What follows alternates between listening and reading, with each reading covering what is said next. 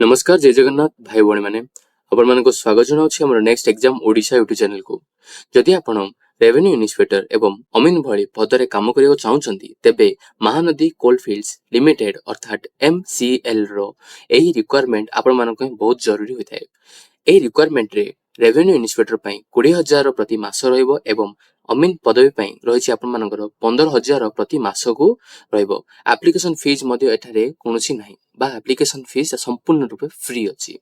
तेबे आजिरो वीडियो रे हमें जानिबा MCL रेवेन्यू इन्स्पेक्टर एवं अमीन रिक्वायरमेंट रे 2026 qualification experience age limit salary और सिलेक्शन प्रोसेस और इंपोर्टेंट डेट एवं एप्लिकेशन प्रोसेस संपूर्ण इन्फॉर्मेशन जानिबा। सेति पई एही वीडियो को बिना स्किप करिकरी शेष पर्यंत देखंतु। चाहंतु फास्ट देखिबा यारो रिक्वायर ओवरव्यू। ऑर्गेनाइजेशन होउछ हमरो महानदी कोलफील्ड्स लिमिटेड MCL जोरा कि पोस्ट नेम रहबा आपण मानकर रेवेन्यू इन्स्पेक्टर एवं अमीन। यह एक कॉन्ट्रैक्चुअल रिक्वायरमेंट एवं एप्लिकेशन प्रोसेस ऑफलाइन मॉडल रहइबो। एप्लिकेशन रे रिसीव करियार स्टार्ट डेट रहिछि आपण मानकर 21 अगस्त 2026 रहिछि एवं एप्लिकेशन सबमिट करिवार लास्ट डेट रहइबो आपण मानकर 5 सेप्टेम्बर 2026 रहइबो। सो नेक्स्ट देखिबा यार एज लिमिट केते रहिछि। एही रिक्वायरमेंट पे एज लिमिट रहइबो आपण मानकर 18 रु 69 वर्ष जाई मध्ये रहिथाय। जोड़ा कि एज कैलकुलेशन रहइबो आपण मानकर 5 सेप्टेम्बर 2026 आधार रे करा जिवो। सेति बे reserve category applicable government rule अनुसार एज रिलैक्सेशन मध्ये रहिथाय जोड़ा कि ओबीसी एससी एसटी पिला मानक पय रहिछि। जोड़ा कि नेक्स्ट देखिबा सैलरी विषय रे रेवेन्यू इन्स्पेक्टर पय आपण मानकू मिलिबो 20,000 दरमा जोड़ा कि मंथली रहइबो आ अमीन पदवी पे मिलिबो आपण मानकू 15,000 दरमा जोड़ा कि मंथली रहइबो। तेनु जदि आपण एलिजिबल अछन तेबे रिक्वायरमेंट को निश्चित रूपे चेक करिकरी एहाउ अप्लाई करिवे। नेक्स्ट देखिबा एप्लिकेशन फीस। एही रिक्वायरमेंट रे समस्त कैटेगरी कैंडिडेट मानक पय एप्लिकेशन फीस संपूर्ण रूपे फ्री रहिछि अर्थात कोनोसी एप्लिकेशन फीस नाही। सिलेक्शन प्रोसेस देखियो गले आपण माने ए रिक्वायरमेंट रे सिलेक्शन प्रोसेस रे आपण मानको प्रथमे पर्सनल इंटरव्यू देबाक पड़िबो तापरे डॉक्यूमेंट वेरिफिकेशन हबो एवं शेष रे मेरिट लिस्ट आधार रे आपण मानको सिलेक्शन करा जिवो। एठारे सिलेक्शन पई कैंडिडेट मानको डॉक्यूमेंट सठिक थिबा बहुत जरूरी। नेक्स्ट देखिबा इंपोर्टेंट डेट। आपण माने आगुरु जानछन जे इंपोर्टेंट डेट देखियो गले स्टार्टिंग डेट होछि आपण मानकर 21 अगस्त 2026 एवं लास्ट डेट रहइबा आपण मानकर 5 सेप्टेम्बर 2026 रहइबो एवं एज कैलकुलेशन रहइबा आपण मानकर 5 सेप्टेम्बर 2026 अनुसार आपण मानकर एज कैलकुलेशन रहइबो। नेक्स्ट देखिबा एहा को किमिति अप्लाई करबा। ए रिक्वायरमेंट संपूर्ण रूपे ऑफलाइन मॉडल रहितवा जोगु संपूर्ण रूपे ऑफलाइन मॉडल रहितवा जोगु आपण मानको ऑफलाइन रे एहा को आवेदन करियो पड़िबो।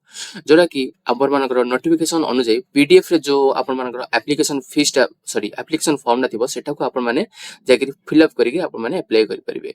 जोला कि मु एरो डिस्क्रिप्शन रे रखि देथिबि सेटा को जाई आपण माने चेक आउट मध्ये करि परिबे।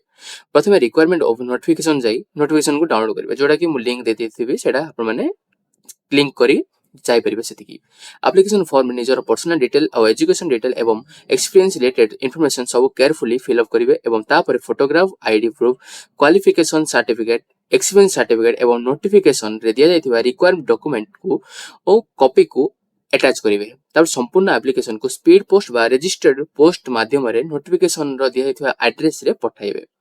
सो एबे देखिबा एबे पीडीएफ को जाय देखिबा किमिति एहा को अप्लाई करबा आ कोन कोन सब अधिक डिटेल्स हो छै देखिना बडिके। सो सांग माने आमे आज छे यार ऑफिशियल नोटिफिकेशन रे जोड़ा कि आपण माने देखि पाथबे notice of advertisement of hiring service of revenue inspector बा revenue personnel for period of 1 year पे यार कंडीशन रही जोड़ा कि रेवेन्यू इन्स्पेक्टर पे एति रही अमीन पे 15 जॉब 15,000 रही हला तार एति जेति मु आपण माने कहि साची सब शॉर्टकट रे कहि साची आपण मानको आ जदि आपण माने अधिक जानिया अछि ले एहा को आपण माने पढि परिबे ताहाले हमें बिना किछि देरी करी चलते एहा किमिति अप्लाई करबा सेटा देखि परबा। फर्स्ट अप्लाई करिया पूर्व अप्लाई देखिया पूर्व आपण मानको पडी एठारे आपण मानकर अछि एड्रेस टा जोटा कि आपण माने एड्रेस टा को फिल अप करी करी एड्रेस रे आपण मानको एप्लिकेशन फॉर्म टा स्पीड पोस्ट नल पोस्ट रे आपण मानको सेंड करियो को पड़िबो।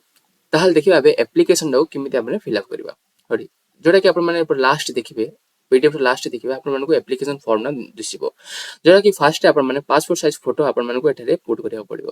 तापर आपण मानको डेट लिखिया पड़िबो। तापर एठे आपण मानको नेम बा name of the application father's name आपण मानको लिखिया पड़िबो। तापर डेट ऑफ बर्थ लिखिया पड़िबो।